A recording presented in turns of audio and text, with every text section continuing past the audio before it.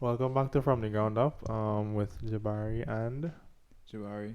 and we have another guest, Michael Cunningham.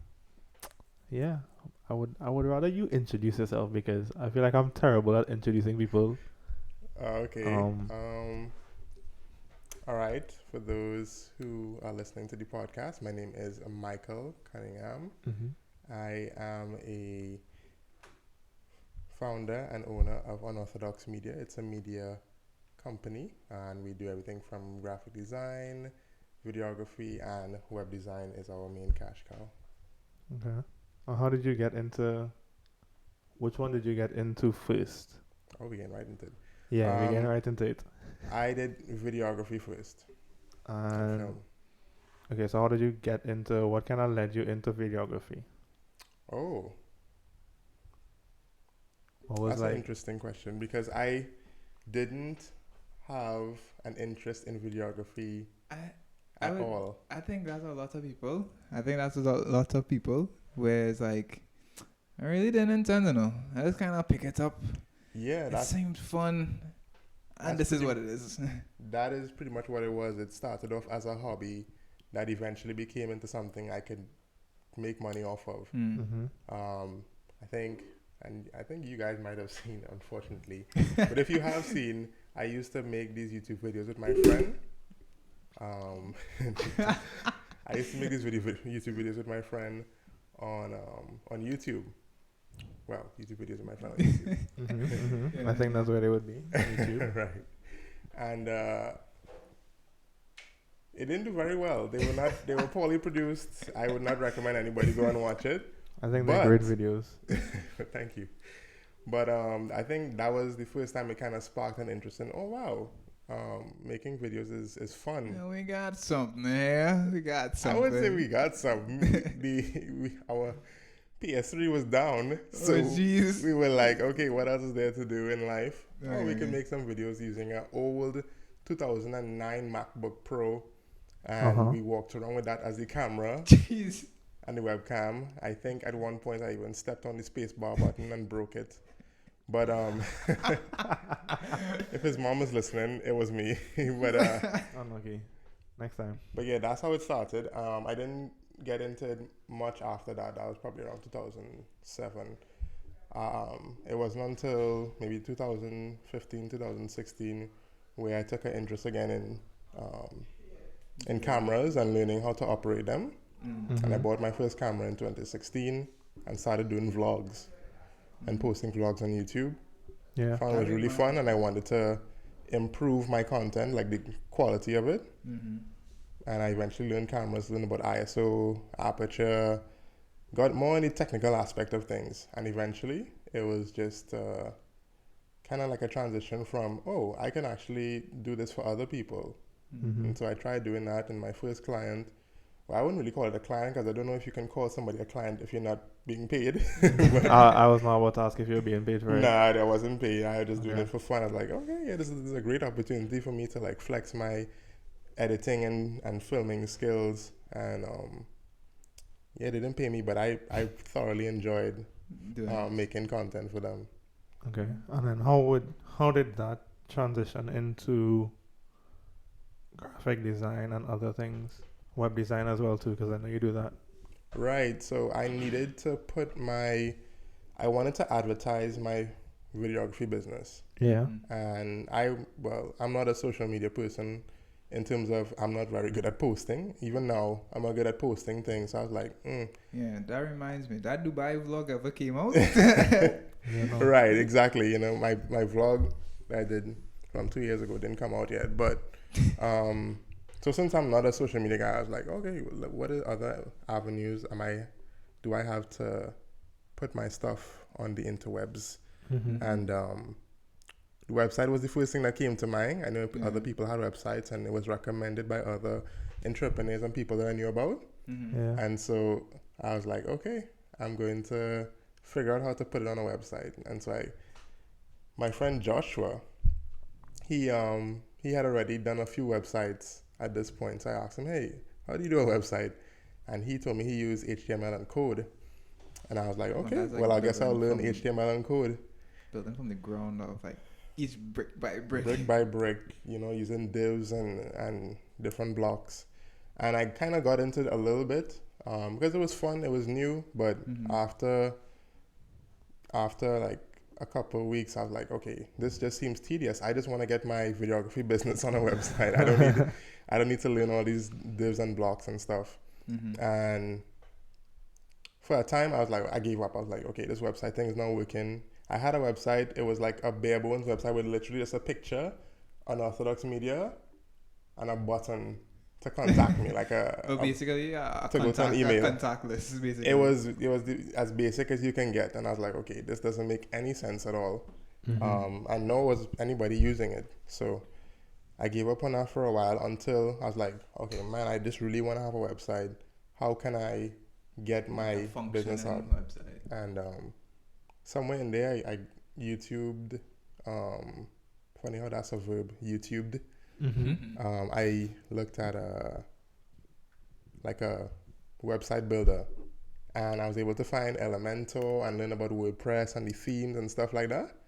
And from there, I was like, okay, I can do this, and that made it a lot easier. So I made my website. It was really good, and so much so that one of my clients, when I was able to say, hey, I have a website, you can go and like sign up and pay for stuff on it there, he was like, oh wow, your website is like really nice, like who did it for you? And I was like, well, I did it. And he's like, would you want to do one for us? And again, me not being too good at negotiations or entrepreneurship for that matter, I was like, yeah, sure. And I didn't even charge him. I was going to do it for free. And he's like, no, we'll pay you. And I was like, okay. Willingly? Yeah, I was like, okay, yes, I'd love to get paid to do this. And then I just, from there, it was pretty much just more clients from there, because I was like, okay, I can add this to my repertoire and say that I do websites. So for you personally, as a website builder, would you prefer to, well, it sounds like you prefer to use like services, like Definitely. Skillshare, not Skillshare, Squarespace, yeah, rather than oh yeah, I tell build people from scratch. it doesn't make sense. Don't try to reinvent the wheel if you just want to put your services there. Yeah. Wix, Squarespace, WordPress. I like WordPress because you can like use different plugins for different functionality, and like 36% of all websites are hosted on this free platform, WordPress. So there's a lot of things that can integrate seamlessly with it. Yeah. And so that's why I use that. But I wouldn't knock anybody who uses Squarespace or Wix, because those are also good options to get stuff on the internet. Yeah. But just in the building of the website itself, you would prefer to use a service rather than brick by brick. Yeah, unless you really want to get into the nitty gritty.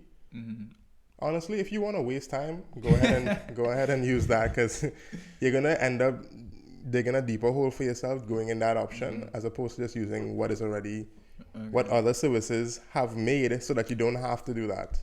And well, obviously, it would have taken more time to build from code than to use. And you have to troubleshoot some if you put just one wrong apostrophe in the wrong place, it's gonna mess everything up, and you can't have that if you have people who are gonna go on your website on a daily basis. That's understandable. Okay. Well, I was literally just kind of zoned out for like 2 seconds, and I was just listening. It's kind of hard for me to talk to Michael about questions because I feel like you know so much already. I know so much already, so just like I have to ask the same questions that I already asked before. Like, I know the answer to this. Well, yeah, you doing this for your podcast listeners? Like, they don't know me. If you like, didn't know me at all, what would you ask me? I know, but I can't remember like the way how I brought it up before in the past would be different to how I would bring it up now, because I just kind of would just ask it, like just because like in the moment I would remember, but now I'm like, how do I know this about Michael? So I'm trying to like formulate the questions in my head. Yeah. Okay, I have one. So from when you started to do videography, right? How long did it take you to get that first client? Paying. No, I'd say putting out money. I guess from me, if it was from me starting it as a hobby to me actually getting a paid client. Yeah. It probably took about a year and a half. And how did you secure that first client? Um, that was honestly by doing free work. It was by doing free work. In fact, that might have been no. It was probably the second person I did free work for. So another year. Yeah. So So from the time I started doing the vlogs and stuff like that, I did that for like a year solid, and then in between there, I asked a friend of mine said that, hey, I see you doing your vlogs and stuff. There's this guy, he needs you to do a live stream and to get some content. And so I went to that event and I filmed for him the live stream, and I got extra content for him, and I put together a video for him. And then later down the road, he contacted me for more video work. He also became a website client, but he contacted me for video work, and I gave him my prices, not knowing how to charge people or anything like that. He definitely got a great deal. Do you remember what it was? Yeah, it was to record him at his clinic. He had some interviews that he wanted to do, and I think that was actually at the point where I was able to learn like 3-point lighting and how to properly capture audio at a shoot and stuff like that. So that kind of, because I had only done vlogs really. Yeah. And then like highlight advertisements where I just get the footage and just throw music under it. But this one required me to actually learn how to mic up someone. I had to also borrow a mic from somebody so that I could get like clean audio, because my microphone on my little Rode video micro, I think it is, it was just way too far, so it wouldn't pick up the audio properly and stuff like that. So yeah, I would say about a solid year and a half after like really, not really trying to get a client, but more so just putting out work. And doing free content. So if for other people, I would say, if you're just starting out and you're looking to do this as a business, offer to do free work. Like I don't always say like, and for a short time, don't do it for too long, because then people think you're the go-to guy to get stuff cheap or free, and they take advantage of you. And although it can be like I was able to learn about stuff like that, like audio and lighting, I wouldn't do that for too many projects, because then people can take advantage. But you can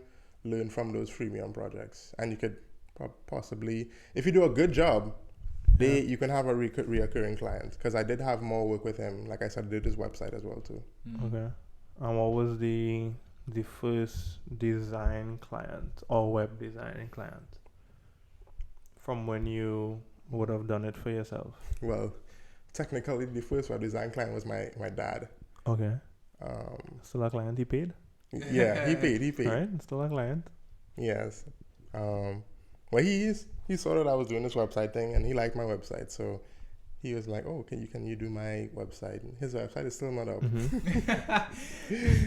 His website is still not up. Well, it's up, but it's not viewable to the public. Yeah, it's not fully you need a special link. No, actually, you could go on it, which is embarrassing if you go on it. But that he was my first paying client. So thank you, Dad, for giving me some monies. But after him, it was that same first client for the video. For the video. Okay. I think. Did your dad ask you to pay for things after? Because I'm trying to think in my head for some reason. This has nothing to do with business. But if he pays you to do work and then asks you to buy something later down, how's that gas? How does that money really work? Right. Well, it's technically him just paid for it. Right. Well, I mean, the thing is, I should have probably given the tip free, because I live under his roof. True. So, it's kind of like he paying me and I don't have to pay rent. True. So, but he is cool. We family, so it doesn't really matter. He only paid me because I guess he wanted to support my business and make me feel nice. He wanted to be the first proper client. Yeah. The first comer, probably. Yeah, he was definitely the first comer when it came to websites. Yeah. That's only a cool hat. Okay. I see y'all. That's cool. I'm literally at a loss. I'm like what do I Ask me all the questions. what do I ask my Okay, so you said social media isn't really a go-to, right? So besides your website, How do you market yourself? Yeah, how you market yourself in an environment that's Yeah, Michael is a fellow who just stack his money up, not his funny up. Okay, so take for instance, Because he's right? not on social media at all, Yeah. and he's always working. And I'm like, I feel like people always talk about be on social media. This is how you get clients. People notice you through your branding. And I'm like, Yeah, especially I know here, Michael Trinidad. hasn't posted in like 22 years. He has clients for 25 years booked up. And I'm like, Okay, because you know how people Not that crazy. people sort of just want to go in one place I just want to go on Instagram and organize my business, and I just want to see, let's say I want to get a hair product, I just want to go on Instagram, see the hair product I want, message the person, and then meet them and so on. How do you, not using social media, get clients, so to say? Right. Yeah, I'm a little bit of an exception because I would tell everybody I meet to go hard on social media because I've seen it for so many other people be like so profitable and like they get big returns on investment, which is why I really need to get back on social media or get on social media because I don't even know about getting back. But so what I do, I'll give my secrets here. What I do, so I have the website. The website does bring in like one or two people on the off chance, but there are people who have seen my website. There's a client who I'm working with right now who she only saw my website. She never saw any of my other work. And she was like, I want a website. The other things I do is I kind of just old school call people. I just pick up like a phone book or go online, look at different brands on Instagram, and I send them an email. I give them a call, and I would like to think I'm really good at talking. So after I talk to them, it's almost like sometimes I just know, man, this is too easy. I got him. I know. Yeah. After they start saying, well, yeah, we've been kind of looking into, man, you don't know what you just did to yourself. Just kind of drop the beat. Yeah, you locked in. Come on. So reel them in. So yeah, exactly that. So once I kind of contact them there and they're interested, especially if they like been looking for it, or if they felt like the person they had before just wasn't reputable, and I kind of showed them some of my work, they pretty much sold. So that would be the main way that I've gotten being able to market myself. Other than that, I would say word of mouth. So what I do, and I'm not ashamed to say, I'll say, like, hey, I'm looking for more work. I tell my clients that I'm looking for more work. You know anybody who... If you have friends or family or someone who needs my services, feel free to hit them up. And because I've worked with them, I've built rapport with them, they've seen my work, and they're confident that I can... Exactly. So, and word of mouth is the best... It's the best kind of marketing you could do. Especially down here, for sure. Because it's so solid. Like if somebody tells you, hey, what we were talking about, the sandwich. If somebody says the Popeye sandwich. Chicken sandwich. If they say, boy, this was real good, boy. If that's your friend and you trust, y'all have the similar likes, Let's see what you're talking about. Similar takes, you're going to try and check it out. So it's think almost like you don't need to... everybody with that one, though. I don't know about that one. Might catch some flack for this, but... That's just me. Well, it doesn't have to be the chicken sandwich. Because I don't care if I catch anything. I'm just... we catch hands. We could fight. Well, yeah, that's like because, that person trusts you. Whereas if there's like somebody who's never seen your work before and maybe they just got recommended from social media, you kind of have to feel them out, see if like you want to work with them, if you like them, the like, trust, no factor. Yeah. So word of mouth has definitely been, I would say, I would account for it being like maybe 75% of how I get most of my work, and then the other percentage would be me just reaching out to people, calling, emailing. And then I have gotten like one or two little design clients from my little social media posting. Would you say a website is like super important for like any business? Good question. I actually have to write a blog post on that. But yeah, there are many reasons why a website is important. For any type of business or organization, if you are trying to get on a social platform, the best platform you can have is a website.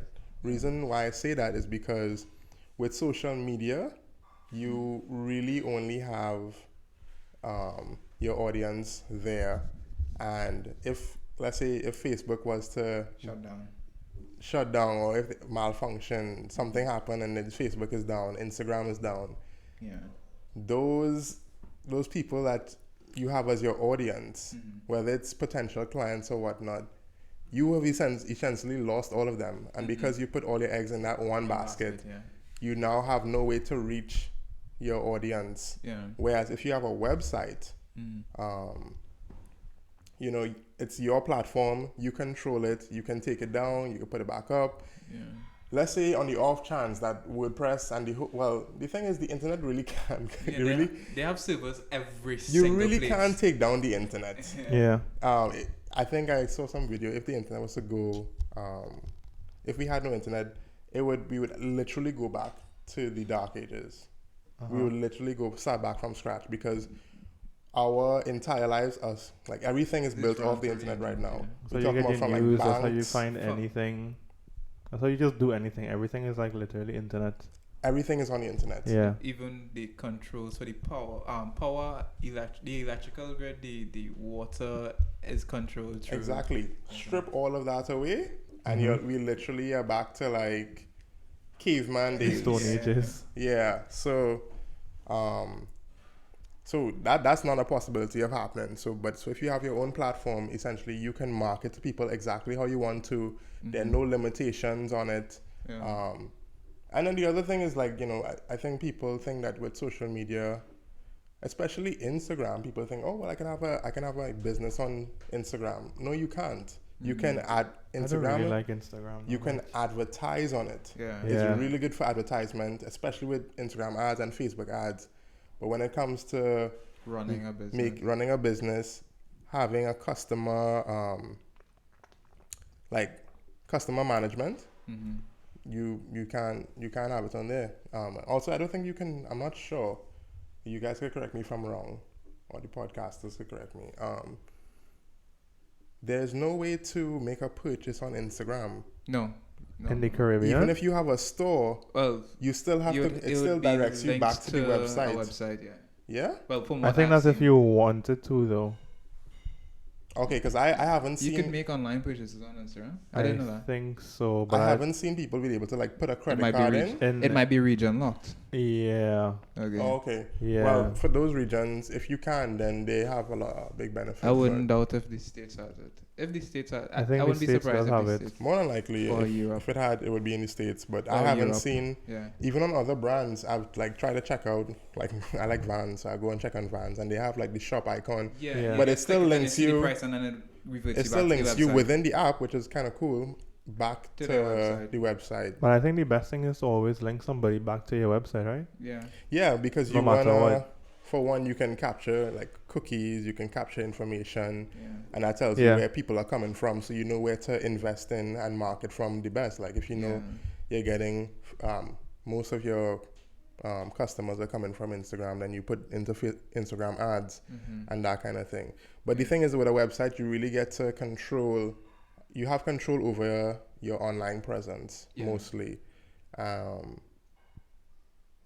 So if anybody is looking to try and start an online business, even with all the social media, which I think is good, I would say you definitely should get a website. So would you say that the formula should be build your own website but market through Instagram rather than run through Instagram and market on Instagram? It really has to be. You have to figure out what's best for you, right? Because I don't use Instagram at all, really. So it's just one of those things where what works for you, but if because I love having a website. Personally, I honestly would prefer to have a website rather than run through. I think I told Michael about this, but my website when we made it. I think Michael and I knocked out the website in like a week, possibly because I was just like, I just want to get the website up. Yeah. But like every month, I need to go in my email. But like I know last month, I think I told you, Michael, what it was. You remember? Yeah, I think it was something like 3,000 or 4,000. Yeah, that was crazy. But every month before that, so let's say I And that's made my 4,000 website 3,000 like views. Yeah. Like for the month of January. You showed me that. I was like, but And it's I not was even like- up like that. like, so I just set up Google My Business, and but the thing is that it could be going to my website if I had the website up, but the website was pulling like 30 for like 6-7 months, and then October it was 160, November it was 164, December it went up to 1,000 and something, and then January of this year it went up to 3,000, and I was like, I just need to get this back up. I just want to blog, and I never thought I'd be a blogger, but I just like to make stuff on my own platform where, you know, nobody could tell me anything. I pay my bill, and I could do essentially what I want. And that's it. Because I was telling you, I wanted to build a website. Remember, I think I messaged you about it. I was like, I want to build a website. And he was like, what is it for? I don't know. I just want to build one. He's like, well, you got to figure out what is this for. Yeah. I was just like, I like the idea of having your own website, but right now I have no purpose for a website. Yeah, because the thing about a website, even though it's good to have the presence, if you're not intentional about what it's going to be, it's going to be difficult to build it because you're just going to have a bunch of... Yeah, because it... But mine was a blog, I had messaged you for basically like a cost analysis. Right. Like what it would cost to build a website. It's like, you sure you want a website? It's just like, I think so. What are you going to use it for? And even for me to get a cost, I need to know what you're going to put on it. Yeah. It's like, no idea. Just like, well, when you figure out what you want to do with it, then we can discuss. And it's like, okay, fine. Yeah, my website that was night plus day. That was the closing. Because I kind of wanted to get all the sales through there and just kind of see how that worked. And then I would just post blogs just about the operations of making a design. Any smaller updates, I just kind of put that on there, and people would read it, people would comment, and I'll be like, there was an issue where like people could only comment for a certain time though. I didn't know how to fix it. I didn't know. So like a time period, or you could only comment for a time period, and then after that the comments would disappear. Is it that? But you being able to type a comment would disappear, and I was like, at least it's up there. I'm happy that it's up. Okay, so from the time I start typing is when it has like a count. No, so whenever I post, there'll be a time period for you to leave a comment. Oh, that's probably something in the back end. Yeah, and I was just like, to change. I just want the blog to be up. You got 5 hours. Right? Either you say what you gotta say or you don't. Yeah, and I was just like, I'm just happy to have it up and to have that one person commenting, because I think it was one person consistently commenting. I was like, shout out to that person. I am happy for you. Like, thank you. Thank you. This is at least it's not a shot in the dark. Yeah. You know that I think it's a meme where this has the one guy clapping, and it'll be like my one loyal follower. Shia LaBeouf. I think it's that. He's the only one clapping in the audience. Yeah, but it was like my one loyal follower whenever I post. And it's just the one and everybody else just clapping. I'm like, right. That reminds me of like a sticker I saw. It's just like, me when I see that green star or the white star for close friends, and it has Kermit hugging you. And it has Kermit hugging his phone, and I'm just there like, thank you for that one person. That's you. It definitely feels nice. But yeah, I definitely need to get our website back up. And don't get me wrong though, I've seen people run really successful businesses off of Instagram. Like legitimately. I wouldn't know. Even locally, I've seen this guy, who's this clothing guy that GT's. He has a website now? He doesn't have a website. I tried to like convince him and persuade him. Like, I tried to talk to him about photography, and he was like, he has somebody, and I was like, all right, cool, whatever. Yeah, he said he's been approached about websites, and I tried to persuade him as best as I could. Instagram is working for to do one, but he is killing it on Instagram. Yeah. He has people on his accounts. He posts literally every single day. You know, he Like convinced me that, hey, you could really run, but I know at some point It's gonna run. he's going to have to I was just thinking make the switch. scalability. Yeah, you can't scale as much. Sorry. Because I mean, even if people are not coming to your store as much, there will still be orders, and you could just go to them. But that's just what I was thinking. The scalability of it. Yeah, that's how one place. Oh yeah, I've seen this before. Yeah. But I was just thinking the scale because I know for sure there's only so much people you could deal with in a store every day. I asked him, If how orders exactly online, do you make the orders? WhatsApp, and then he has people DM. I don't know how many profiles you could connect on the phone, but then you have to have somebody for each.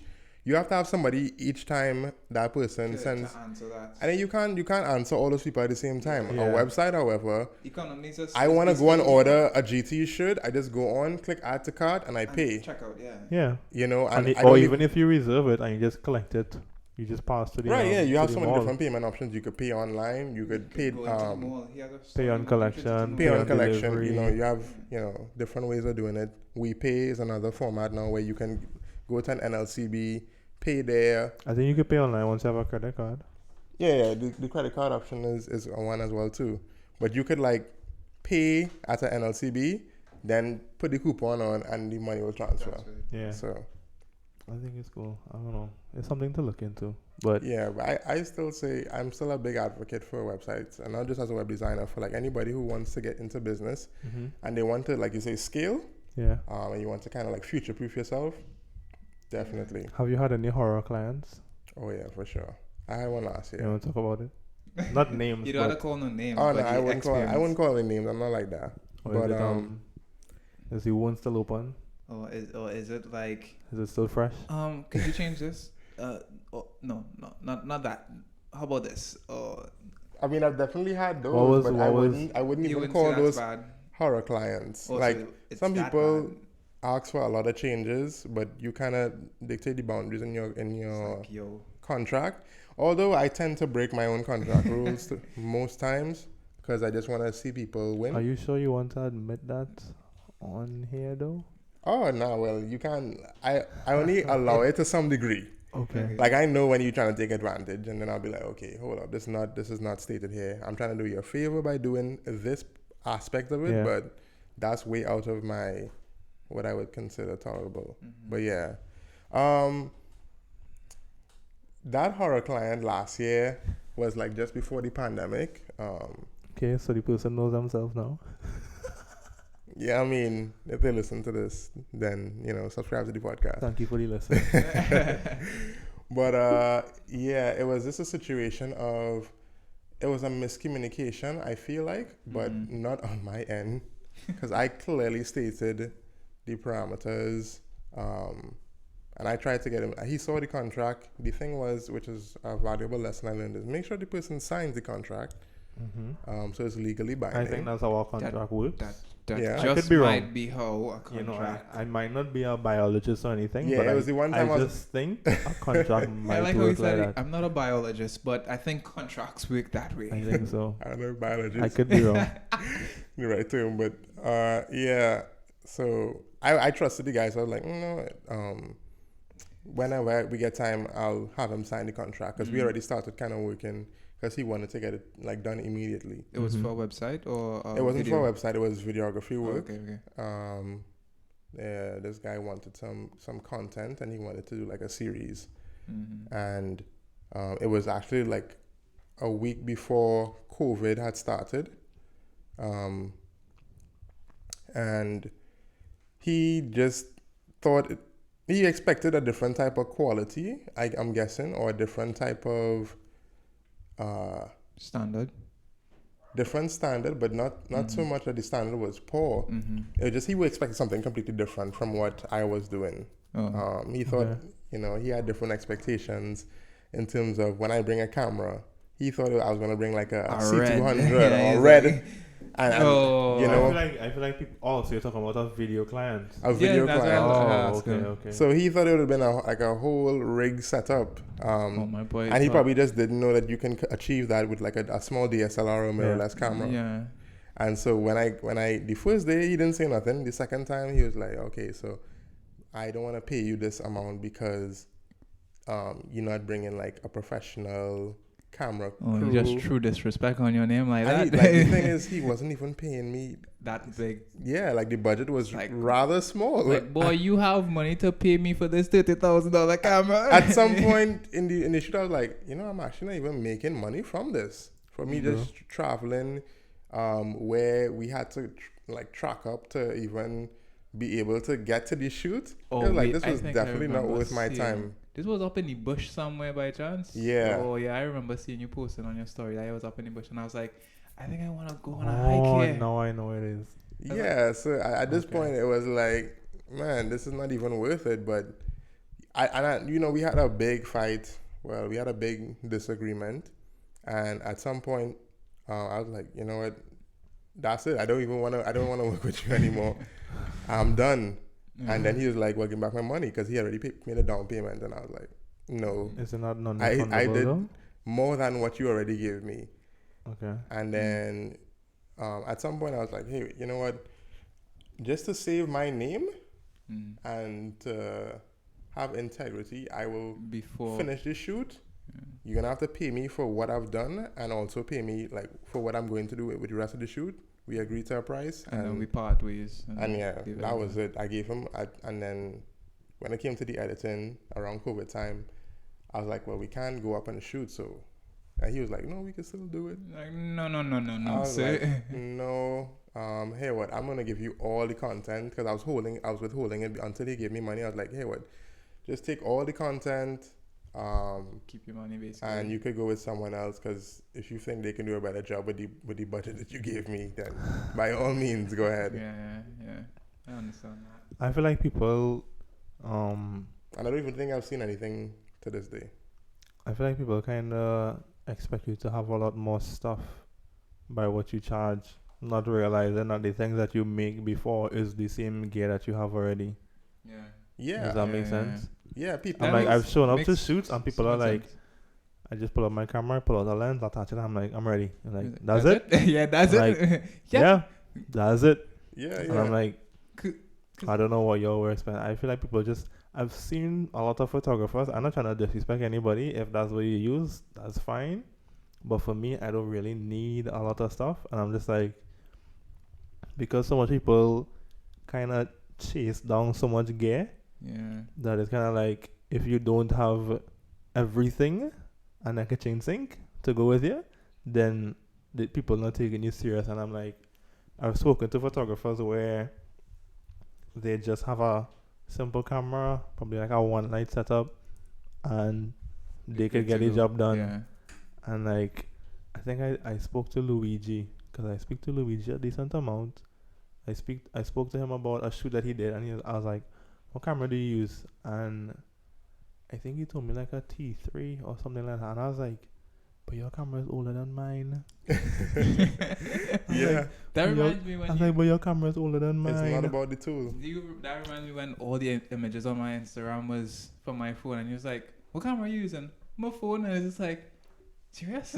Yeah, man. I've been completely blown away by some of the pictures that you've posted, but also like some pictures I see people post, and I'm like, I don't even know anymore if it's a camera or if it's a phone. Like when I say camera, I mean like, a professional, quote unquote, professional camera. Because nowadays phones have like 25, 45 megapixels. Yeah. And, the resolution is better than some cameras. Like my camera is mainly a video camera. It's not really for pictures, but it can take pictures. And I look at some other people's photos and I'm like, wow, that is like, way better than something that you could achieve. But I've seen people achieve with a professional camera. So it's really not about the tool. Same, my G85 is a rather small. It's like you can fit it in your pocket almost. And, people might expect that I show up with this big rig, this red camera with a shoulder rig. This tree man set up there to be walking 10 cables hanging out the side of it. We don't need that anymore. Like I've seen people like do much less, much more with much less. Yeah. And so yeah, he definitely expected something different from what I was offering to him.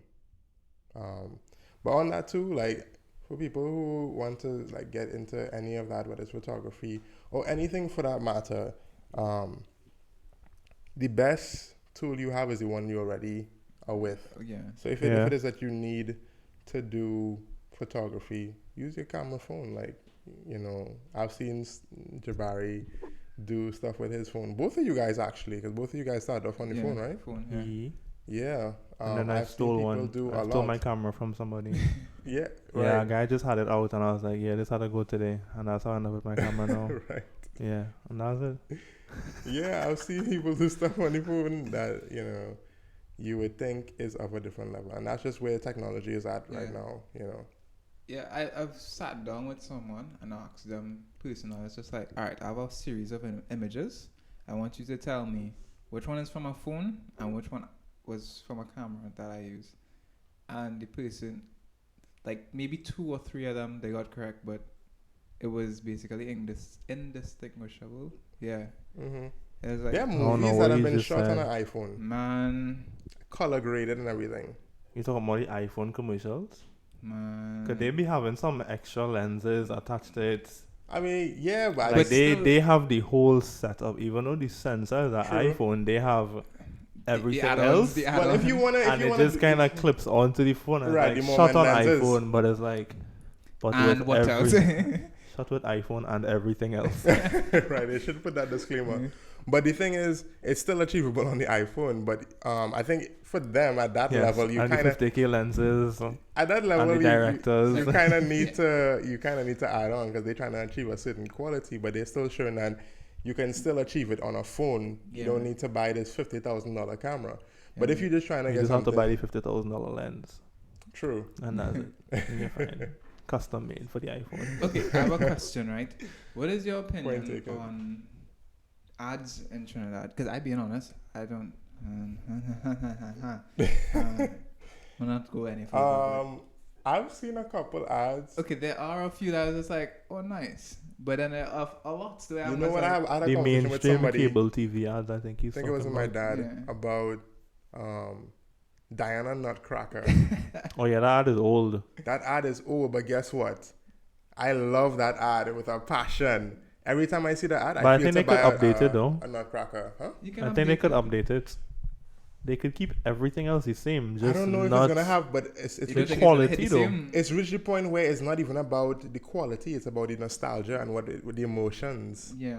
Every time I see, I can't remember what her name is, but when she interviews people, I am intrigued every time, even though I know the response of the people. Every time I'm like, you said Diamond, the Nutcracker, right? Yeah, Nutcracker. Or I thought you were talking about Powerment. Or the Powerment. You know the one with the Powerment where the lady says, I just suck after I smoke, I just suck a Powerment and then kiss up my boyfriend after.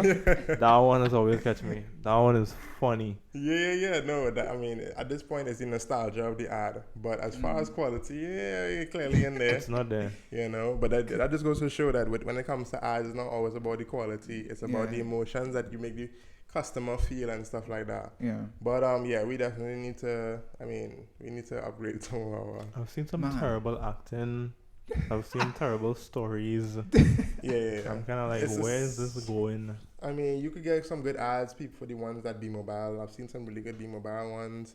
What would you think? What would you think like a proper ad costs? Okay, take for instance Apple, right? With their iPhone 12. Apple spends millions of dollars on ads. Yeah, I don't think people are down here are ready for that Apple ads. level. Yeah. So, but they have the budget to do it. But in terms of like getting to that quality, how much you think someone would have to jump out down here? Like I said, if you're just talking about the actual quality, I could make some of those ads with my camera.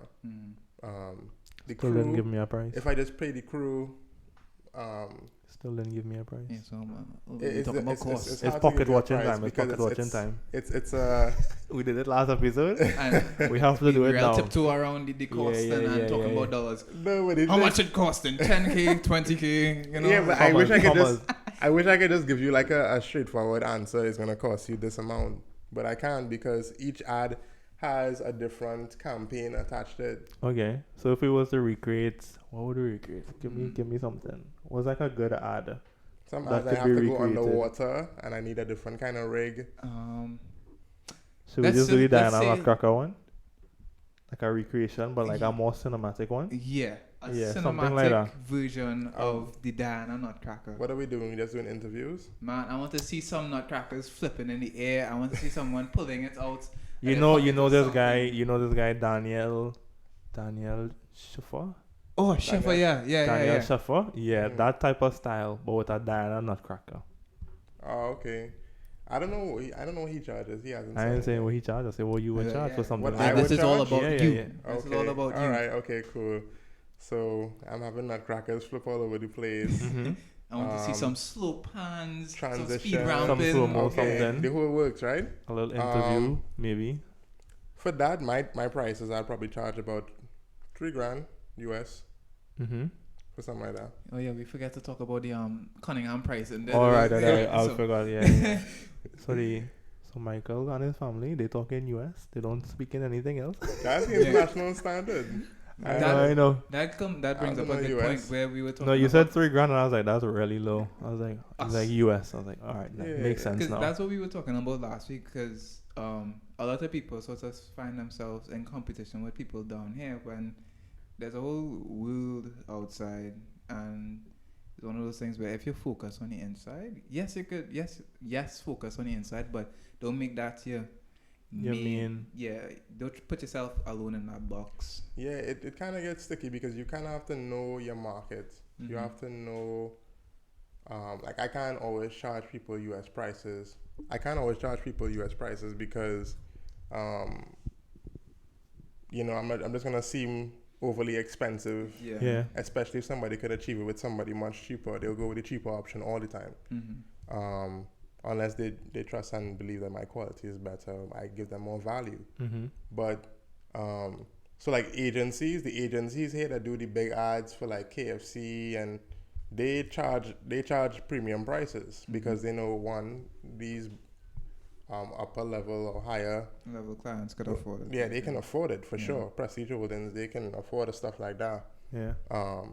But at the same time, they probably can't charge what somebody in the States would charge, an agency would charge over so there. they really cannot charge what Yeah. Apple can afford, basically, whichever ad agency. But who can Apple afford uses. what Apple can afford? Man, I'm sure they It have a lot have of other companies companies out that there that have but Apple budget, but Apple just nowhere you've seen Apple ads. You can Yeah. tell that they put a lot of thought. Work and Yeah. thoughts Yeah, and a lot of time. it's and everything is intricate. Well, Nothing is done that is even though not they know thought out. they could put Yeah. out the most crappiest of They ads want and you they to would see still what they push want you the to same see. amount. Yeah, but they wouldn't put out a crappy ad. Yeah, they wouldn't. But even though they know that people are still gonna buy it like hotcakes, Nah, people would at the end of the day- notice. People would notice if it came from Apple and it wasn't Well, good. Yeah, I Yeah, guess I so. think but- Not gonna they've aff- it they've maybe- and set it's not, a I don't think it's gonna It may affect be sales affect as their much. sales. I don't think it's They've gonna set affect. a Matter of fact, standard. it might boost their sales. It's like, huh? yeah, I Let think me see they've what's set a going on here. standard Let me for get this themselves where crappy it's like- iPhone. See, what really going on here? Yeah. Man. Yeah, but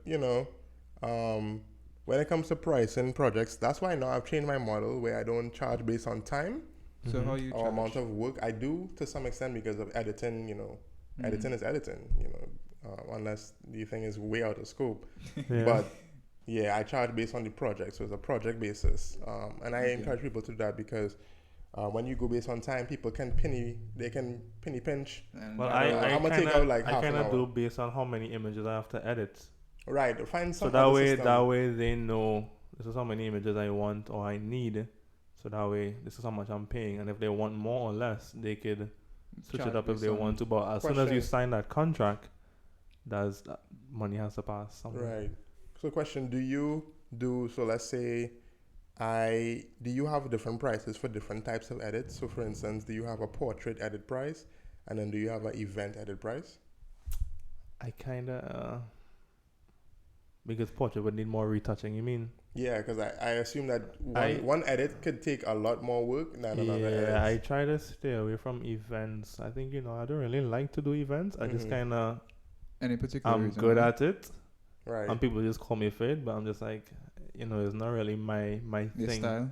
Yeah, it's not really my style. Which one would you say is more difficult for you? Or has the most challenge in editing? I haven't done product as yet. Well, no, I have done product. Product takes the most setup, for Yeah. sure, and that's the longest thing. I think that might be the most difficult one To shoot. to shoot. Editing, I kind of have an idea from the time I reach there how editing is going to be and how long it will take. Mm-hmm. But the most difficult one for me, I think, will be product photography. Yeah, I think that's it. Right, because I'm thinking like, if you just go in based on photos, and I want like these highly edited, if I want these highly edited photos, I could kind of scheme you off of just doing that, because Yeah. Well, that's why I kind of asked what the images are gonna be used for before, so that way in my head I kind of know. Okay. Yeah. You know what I'm How gonna much be work doing, you're gonna have to put how much work I'm gonna have to put in, and that way I price accordingly. Makes sense. But you're paying per image. Right. Okay. So if you want more images later, I could edit them, but just know you're gonna be paying this price per image. If you only want 5, if we agree on 10, and then later on you want 5, you'll just add on the 5 after as a separate contract, because the contract only is for 10 images or whatever it is at the time. Makes sense. Makes sense. Yeah. Okay. Cool. Because I kind of have an idea of how long I'm going to be there on the day as well, to Mm-hmm. give or take an hour, just in case people reach late or something starts late or whatever. Trinity time, there's always an hour extra right. to everything. So that's why I kind of think about all of that before, and I incorporate that there. Okay. Yeah, so that's well thought out, because I feel like when you in this creative space, or this creative industry, people tend not to pay you for your value or your worth, right? And to be honest, it's kind of like in this creative industry, everything is kind of value based on what your client values it at or what you value yourself at. Yeah. Whereas, I guess that's everything, but whereas if you're a lawyer or a doctor, you don't question how much I have to pay for this surgery. No, you $500 an hour, $500 an hour. And those prices are through the roof, right? Generally. Yeah. Like, you just want a consultation, $10K, simple. Huh? That's it. Yeah, you don't question it. Yeah. And you don't question it. You can't. You don't. People like, won't try to pay pinch on a lawyer, really. He's a lawyer. Exactly. He's just a graphic designer. I could try and Do you think that because it is the creative industry, a lot of people try to penny pinch just because of that, or? Yeah, because I think it's not an established one where I had to go. Well, for most, I didn't have to go to like some school to learn it like, per se, and it's just not seen as professional, or for lack of a better word, it's not seen as professional as what a lawyer would do. Mm-hmm. You think lawyer and you think like, oh wow, they had to put in time, which they did, all respect to them. He's a star. But I had to put in time to learn how to edit this photo, how to do this video, how to edit. I've gone into the intricacies with someone just in conversation. So the person was like, "So what is the editing process like?" And I start to break it down. It's just like, how you learn all this? Don't worry about that. But you if you don't know something, Google it, YouTube it. You can also go to school. I'm not saying don't go to school. Right. If it is for you, you can go to school. I am saying don't go to school. But if you want to get a certification, sure, go to school. That's on you. But like as you were telling me, if you want to start up your own business, you don't need to go to school for that. If you want to be a doctor or a lawyer or an engineer, and the reason why you have to go to school is because in those professions, not the wealth of knowledge is all online. Training that you have to be certified. Yeah. That's literally the only reason. People could die. And then you want to have mentors, and they have that set up for you. Yeah. But otherwise, you could learn how to do it's in the books. It's in books. Yeah. It's online. You could learn. But I think you have to be certified, and you have to go through some tests. Yeah, you should be. I don't think you want to ask your doctor after about the surgery and be like, "Oh, I learned on YouTube." I'd be like, huh? Well, why not? That's the thing. The question is, why not? Why can't they just learn on YouTube? Practice. It's a lot of practice and hours and learning that goes doesn't into mean it. Like I learned videography on YouTube. I put in the hours. I know, but Going into the plane, it's like, I have done my tutorial for this afternoon's flight this is your captain speaking. off of YouTube. I finally learned my flight lesson today. You know what? Obviously, you have to. Testing out. I got my job. Like, I'm about to take you all to the 5,000 feet in the air. From watching a 10-minute video, please sit back, relax. How to be a pilot 101. Enjoy the music. From Daniel Yeah. Shepard. Yeah, you were saying. Yeah. I mean, yeah. In that instance, yeah, I think you should definitely ensure that if it's a life or death thing, that you improve and you've been tested on your craft.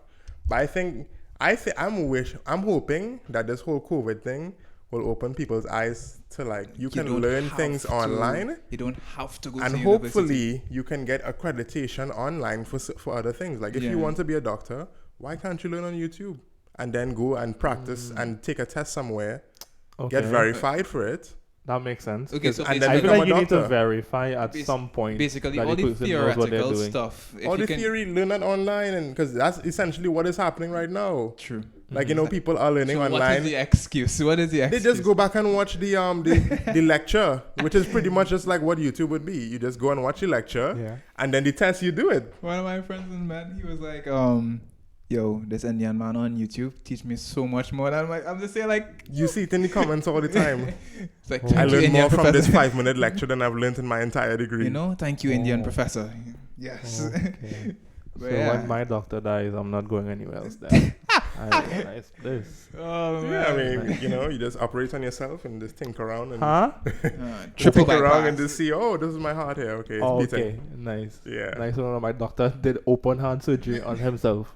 Yeah. Yeah. Mm-hmm. I mean, if he trusts himself that much, Nice. I trust him. If he could give consultation after working on himself, I can trust him to work on me. Jeez, and he- It's one of those things where, hey, if you could cut your hair for yourself, you could cut somebody else's hair. Right, that's what I'm saying. I don't think that's how it works. The barber effect. But yeah, no, I'm in all seriousness, I'm hoping that we get to that point where you can learn anywhere. You take a test where you can get qualified. Your theory based. And But they would need to then- be certified places. They would need to be certified places. Yeah. Because Well, even But I doctors, feel like doctors different still have to places go have through different residency. They standards. have to go to a hospital, do residency, and then their mentor tell them, hey, this guy's put in the hours. They can do this. Yeah. Okay. That makes sense. I can agree with that to some extent. I still think that you need to have some sort of physical classes to some extent. I don't know about that.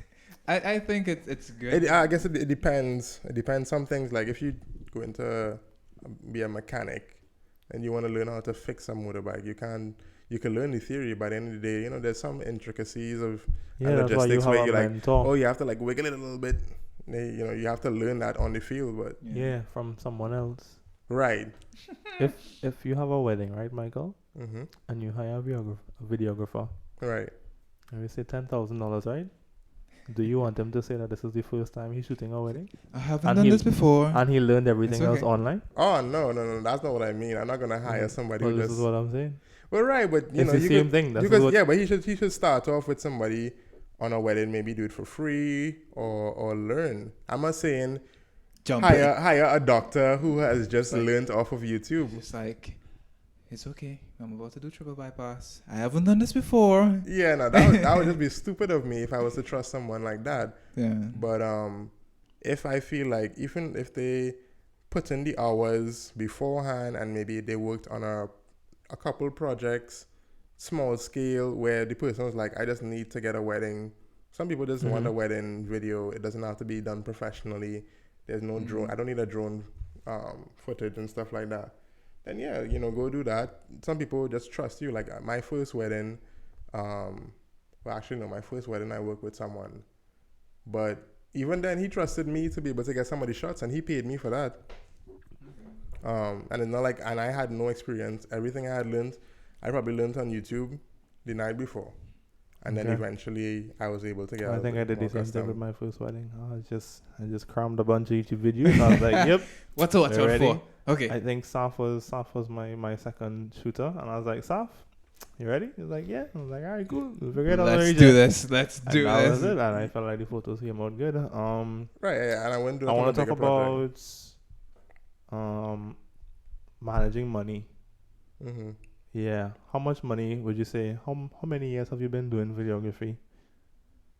He says 2016 he got his Yeah, camera. about 2016. About 5 years? About 5 years. How much money would you say you've put into your business? Let's say all of the businesses together. Oh, well, everything I have, all my assets and stuff have been kind of accumulated over that 5 years. So, and it's by little by little. It's not like you don't have to jump out. Yeah, I obviously I know this. I didn't like. No, but I how think much a lot have you? I think a lot of people think that you have to jump out all at once, and it's really not that. You kind of bit by bit. Exactly. But how much would you say estimate that you have put into your business? The other day I did an evaluation. It was somewhere. I know you told me, so that's why I was just like. You trying to exclusive here. I think I got to somewhere around, and if I'm doing TT, like $300,000. Mm-hmm. And just within 5 years. Within 5 years. What does that break down to yearly? 5 years. Yeah. That'd be like 6,000. No, 60,000. 60,000 a month? Oh, no, a month, a year? Yeah. Yeah. Something like that. But then you said in the first year you didn't really have a paying client, so it's technically like 4 years. 4 years. Yeah, it's been in a shorter span that I've been able to acquire that stuff. But some of the things I also like, I used some of my university fund on some of those things. So like my parents, I'd say I had a university fund. So what did I use? I was into music first before I was into videography. Oh, the good old days. Like the microphone I'm using now,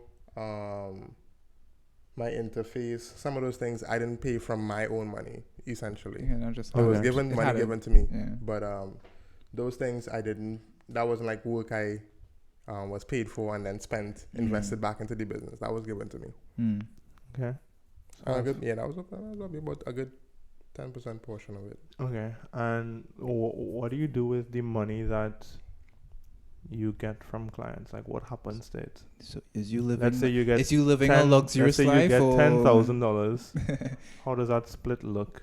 So obviously, whatever I do, I have expenses or my overheads. Mm-hmm. So I have to. Majority of it goes back into that, but the little profit I make goes right back into my investments, and I probably spend about 10% of it on myself, and then I try to save, but majority of the time, it's as I'm going right back into the business. I'm in the building stages of my business. You say try to save? Like I would put. You just end up spending back on your business. I have a standing order set up where some of my money that I make goes into a different account. Mm-hmm. Okay. But most times it just like when I price things, sometimes it's I need to get this new microphone or this new this new some sort of agency behind it. Yeah. And so I include that in the price. Mm-hmm. I need to get this new backdrop.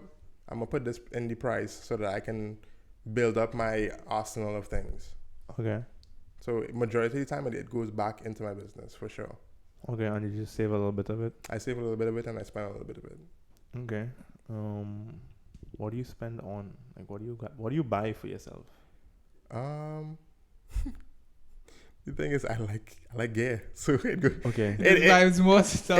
Even though I'm buying it for myself, it kind of goes back into the business. Yeah. But I would have to say food for sure. I love food. I'm a big foodie, so it goes right back into my belly is where it goes. Okay, so it goes either right back into the business or right back into you. Yes. Okay. All right. For sure.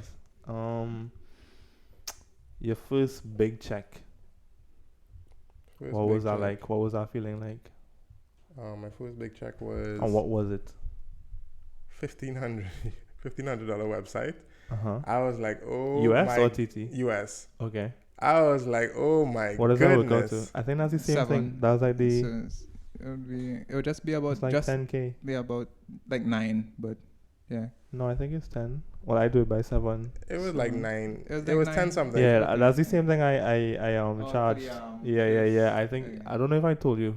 With the carnival, around carnival time, somebody asked me to follow some people. For 6 days, 5 days. It was like 5 or 6 days, and I charged them. It was like 5 or 6 hours a day, just straight, just go shoot. and I charged them like $1,500 US. I didn't get through with the client, but the fact that I had to charge, I was like, this is a lot of money.